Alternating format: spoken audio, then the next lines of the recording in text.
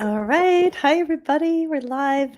Um, I have Tah Groen here, and I am super excited to dive into this topic, which is how can human design support children and support parents?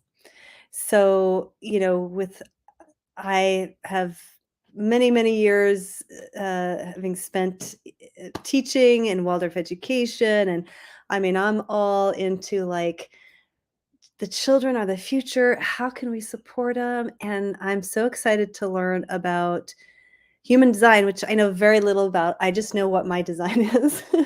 and and so how that can actually be a game changer when it comes to children and families and parents. So, Ta, thank you for joining, and yeah, happy to have you here.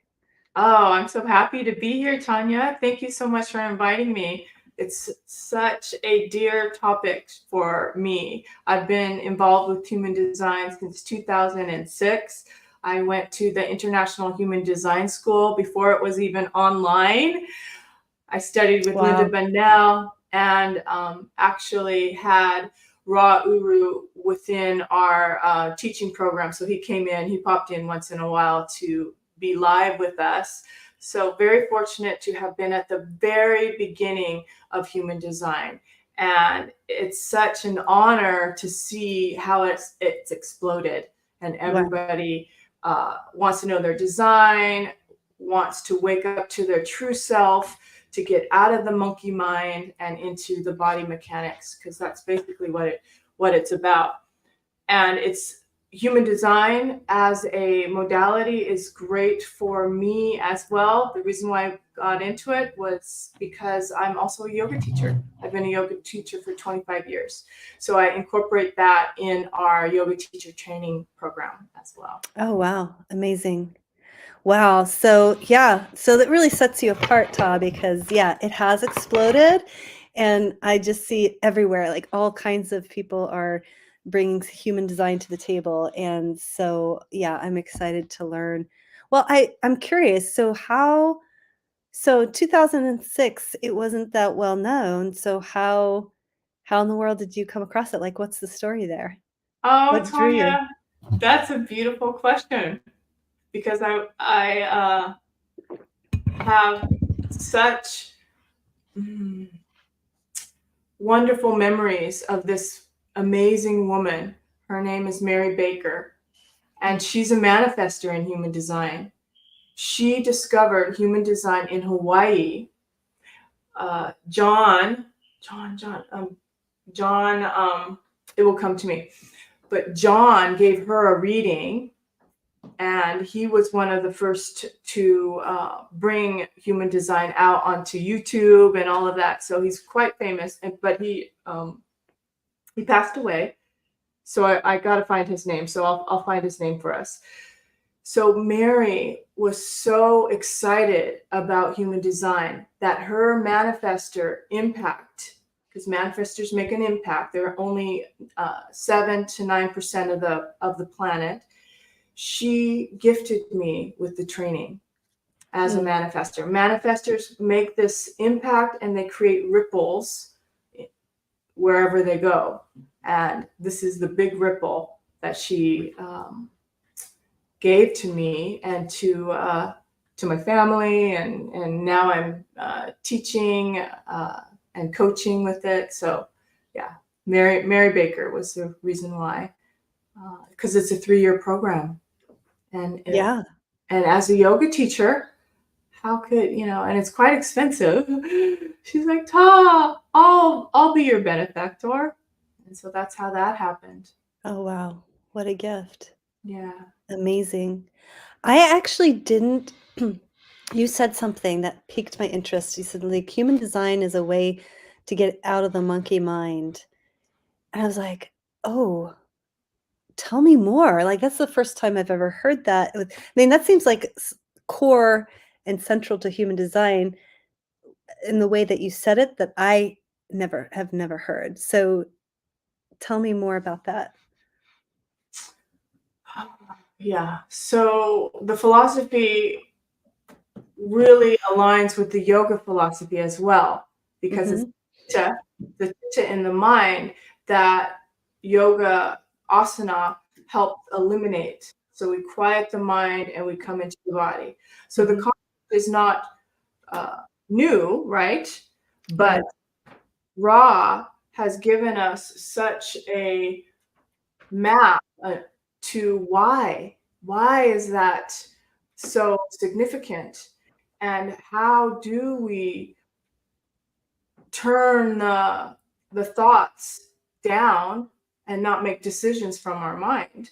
We Yeah. have another avenue, another center in the body that becomes our inner authority. So the Right. mind never for inner authority to make decisions for yourself. The mind is for outer authority. It's beautiful. The mind is beautiful, but it's not here to pull us off of our geometry, off of our trajectory. The vehicle is here to guide us. And that makes sense because the two sides in human design, you have the red side and you have the black side, and they come together and they are a forced marriage. So the vehicle side is our DNA, is our genetics, is the carnage, it's the physical body. And what is more material than the physical cells, right? And how we maneuver onto this planet. So who's going to win over? Is it the mind, the spirit, the thing that we know we think we are, or is it the body that needs to rule? And the body chemistry, mechanics needs to take precedence as an inner authority versus the mind as inner authority. It's only outer authority. Interesting. Yeah. Yeah. Wow. That's really powerful. Super powerful. So I could see how, how this could really um, benefit childhood, parents, raising children because, you know, um, I mean, we know already that, for example, the public education system is cookie cutter.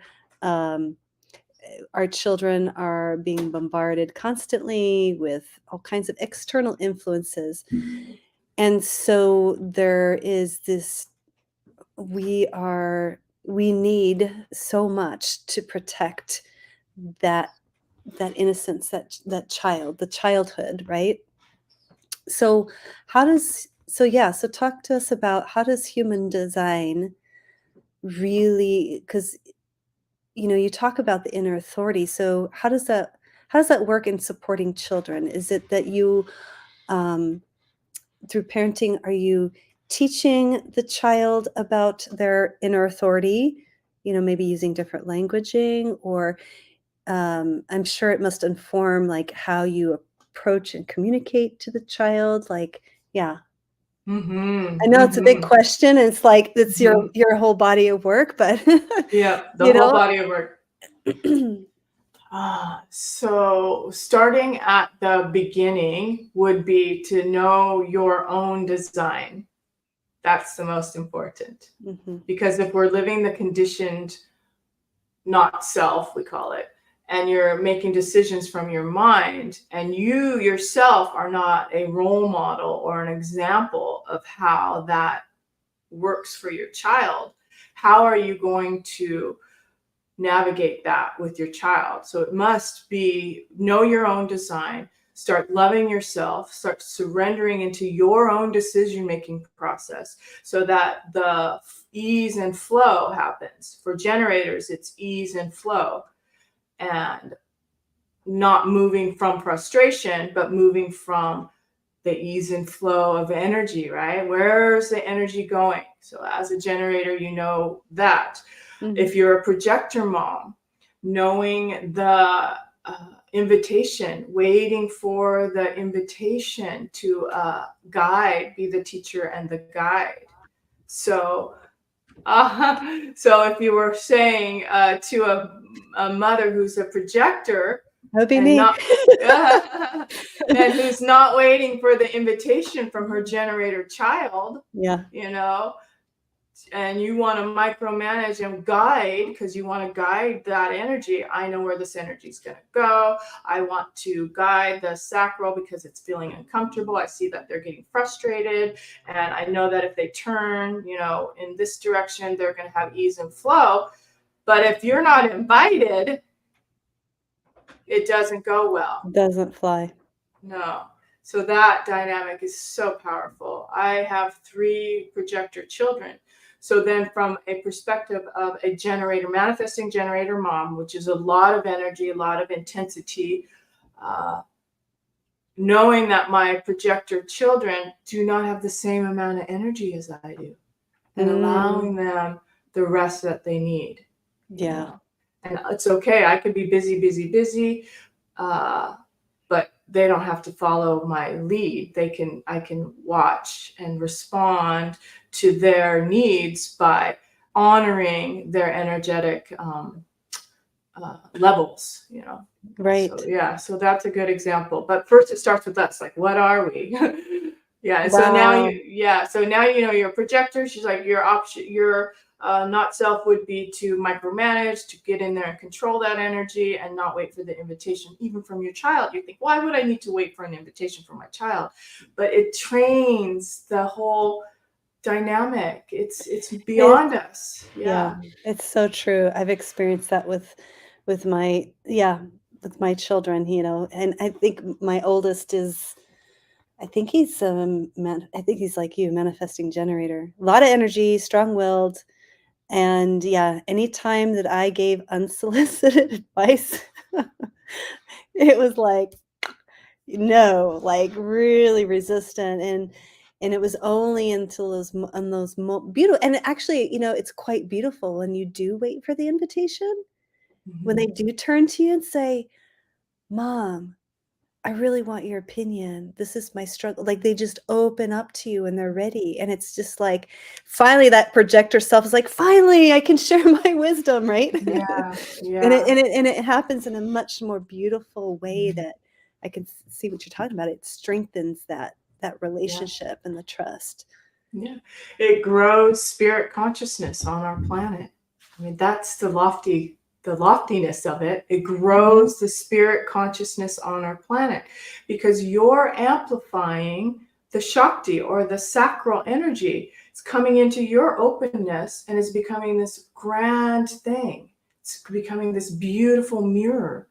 And do you want to mirror a frustrated, interrupted person? No. You want to this fabulous invitation where now the spirit is involved. I mean, that's how this works. It's Wow. spiritual. It's spiritual energy coming through the body. And we work as partnerships. Spiritual energy. Yeah. Wow. Interesting. And I could see, how it's like, wow, like my brain just immediately goes to like, oh, it's too bad they don't have this like incorporated into our educational systems. I mean, if we knew what the teacher was in their human design, what the children are in their design, like how could you, create an educational environment that honors each child? Yeah. Wow. So, and so I'm curious, does the human design inform also your yoga practice or how you teach your clients in yoga? Or is it two separate things? When we are doing teacher training, we definitely dive deep into our auras and how that works and how we interact. But on a day-to-day class, guided class, not necessarily, but two of my projector women friends, they're like, Tah, when I was open, I'm like, what do you think, my offering should be? I asked the question, what do you think a good offering would be for me? And as projectors, they're like, oh, you need to put a class out where everybody knows that has their chart in front of them, and we're practicing yoga, and we're also incorporating some concepts of human design. So yeah, it would be an interesting way to meld it, where I'm giving some of what we just talked about: spirit consciousness, sacral energy, projector here, generator here. Do you feel the flow or something like that? I'm just brainstorming, but they each have their chart in front of them, and that would be an incredible offering, so that we can move our bodies as well as be stimulated cognitively with the concepts. And then somatically, I'm still brainstorming, and somatically knowing that when we get into our body, we have more access to these. Well, yeah, that's what I'm curious Yeah. about, because if each person's inner authority is coming from a different center, right? That's how I understand it. And so I would imagine that there are certain movements, maybe in poses in yoga, that would then maybe connect you more deeply to that area in your body. I don't know. I'm just kind of like, that's just where my mind goes as you're Right, talking. right.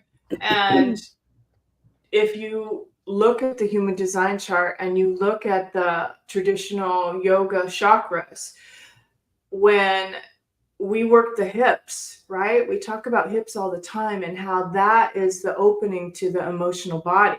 You get somebody in pigeon pose who is finally surrendering, and that pigeon pose is just going to bring them to tears, right? Right. Because those centers are low. Yeah. In human design as well, they're low. They're the solar plex, the spleen, and the sacral. They're all in that area. So so Yeah. hip work is key for Yeah. sure. Yeah. Yeah. Yeah. Interesting. Okay. Um, I just want to address whoever is watching this video. If you're watching the replay and you have a question that you want to ask Tah, even if it's like, you know, um, my child is a such and such, or this is my design. How do I, ask your questions. We'll definitely get your questions answered after the live stream, because at this point I'm not seeing any comments coming through yet. But so I'm curious to know, so when you work, so tell me about like your coaching program. So if someone comes to you, they're struggling with their child, let's say, what are the steps that you take them through? And what does that look like to work with you in terms of, okay, let's just say I have a willful child, I'm at my wit's end, nothing, like I can't seem to get my handle on this. I mean, I see it all the time in my classroom. Like, the child's in my classroom, they're well behaved, and then mom comes in and it's like, blah, like they're turned into a mess, and they're struggling to get him to sleep at home, but he sleeps perfectly in the classroom. Let's just say, right? Right. So, yeah. So how do you tell me how does that work with your practice when you're working with somebody that comes to you? So again, it goes back to self. It goes back to the mother. Yeah. We are so bombarded by stress and performance, and so getting a handle on the love of self is the first key. So it can take a long time to find this inner balance, because it's all about frequency. When our frequency is high and soothing and in alignment with our true self, everything outside of us changes. The Right. child will calm down. The Right. child will be soothed. The energy is sacred. It's spiritual. It's going to go out and soothe everybody. It's like the beautiful shaman woman who's in the middle of the forest, and the tiger comes and Yeah. the rabbit comes. Right. It's like, it's that. So we do Yeah. this work first. We do this work first, and then bring in the charts of the child. Okay. Okay. And so to guide parents to that place of self-love, um, how do you do that? Is it through, how do you guide them? I know, and I imagine each person is different, right? So different. It's so incredibly different. Some childhood trauma can really interfere. So we work with that voice, that critical voice, right? To quiet the mind. So it's always going to be this mind judging and criticizing and thinking it needs to solve its problems and thinking it needs to try really, really hard. You know, how conditioned are we to try so hard? I'm not doing it right. Right. You know, I'm going to go and research. I'm going to do the pros and the cons. And so that habit in itself is the hardest thing to start moving into, recognizing which center is your inner authority and how I listen to that. So, Tanya, are you splenic? Splenic authority? Yeah.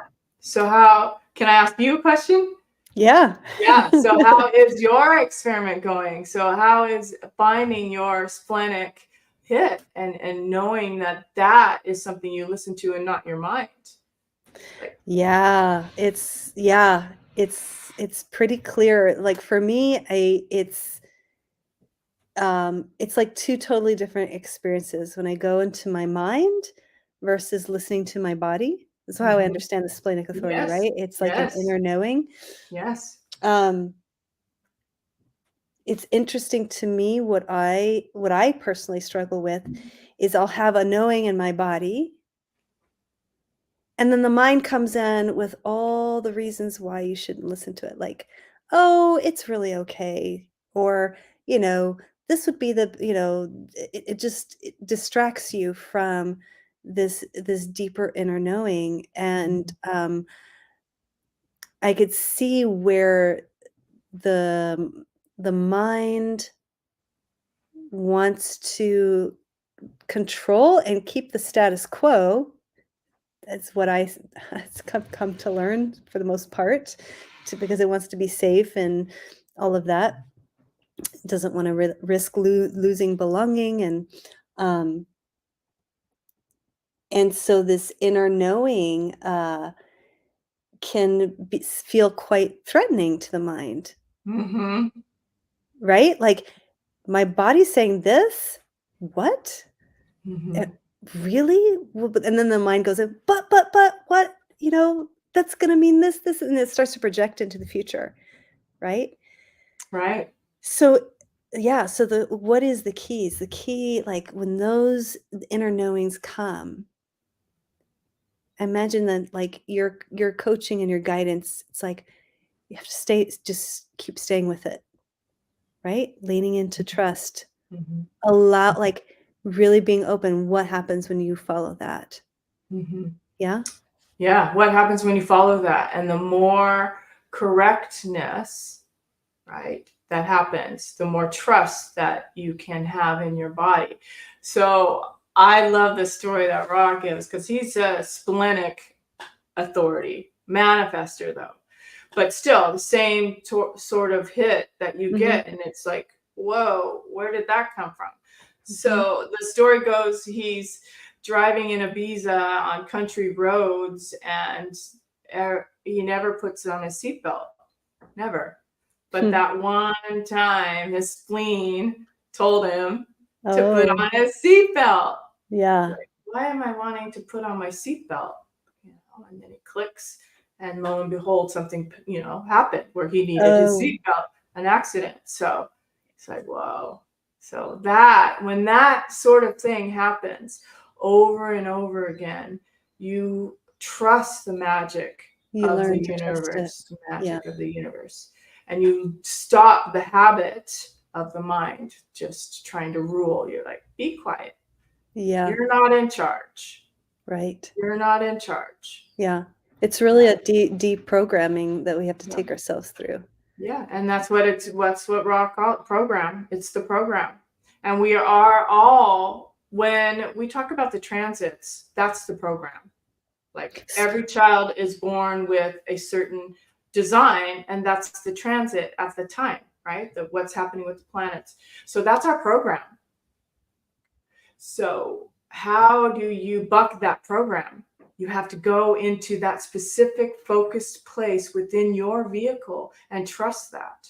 Because yes, you're getting bombarded by the program, whether it's gate 47, which is very busy mind. If that is 70% of who you are, and you have that in your head center, ajna head center, and you're trying to shut that off, you're not going to shut that off. You're just going to hear it. Oh, and it's just going to be circling, and you're going to be thinking, but it doesn't mean you have to use it for making your decisions. You're still going to have it running as 70% of who you are, because the sun and the earth, if you have a gate in any of those at the top, that's 70% of who you are. So that's a lot of energy that's focused in the head for somebody who has the 47th gate as part of their sun and their earth. Right, especially on the mind side, on the black side. So yeah, it's very layered and incredibly fascinating to learn how accurate this system is.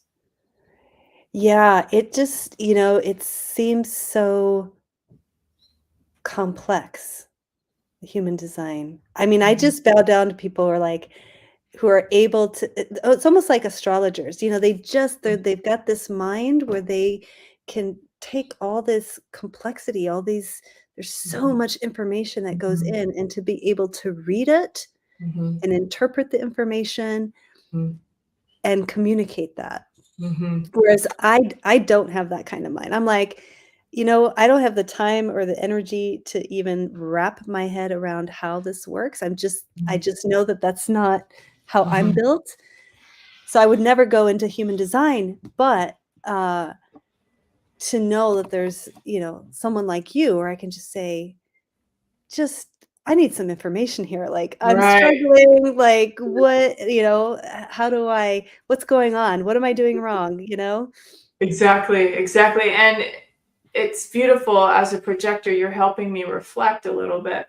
And why would I be so interested in this, right? Why would I have delved into it and feel it within my being that this is correct for me? Because of my design. I am defined head and ajna, so I have it colored in, and I have 2 channels on each side, which gives it balance. So I have logical and abstract, very defined. And so the 70% of who I am is in my head. So I am very cerebral and very left angle. We call it left angle, strategic. Facts, go over the facts, can repeat them.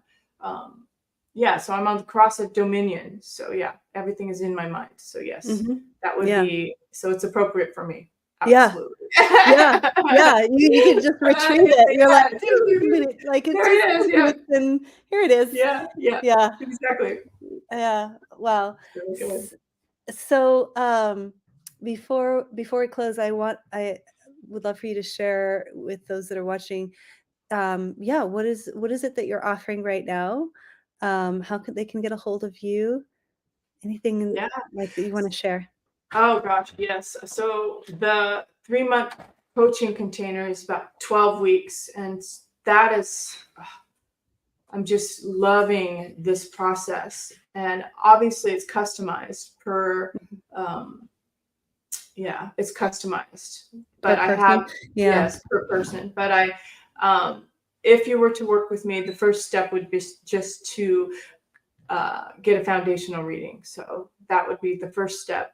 And then we'll see where you are. And if you want to become one of my clients, where we work over 3 months to raise the frequency, because that's what we're trying to do. And I can, and as open, I have openness, I have open emotions and open root. So I sense the earth frequencies, the stress, the anxiety, the pressure, as well as amplifying the emotional body. So those are my empathic places, and I utilize them fully within my sessions to go deeper into spatial referencing, exactly what is happening in that past moment. What was the catalyst? Where was the frequency? How can we raise that frequency and change it? So there's a lot of different modalities that I bring into my coaching. Okay. And it has to do with frequency and raising the frequency to a higher, purest connection. And in human design language, we call it true self. Yeah. And Yeah. in the frequency world, we would just say connection to a highest, purest, positive self. Mm-hmm. Mm-hmm. Yeah. Beautiful. Yeah. I love this so much. I just celebrate and honor you like as a new earth visionary. Like you're, one of us. You're one of the many that are here to really like collectively raise the vibration and the level of consciousness and Yeah. which is so what's on the table right now, right? For the Yeah. collective, like here we are. And so and I always say this is that we're not meant to do it alone. Oh.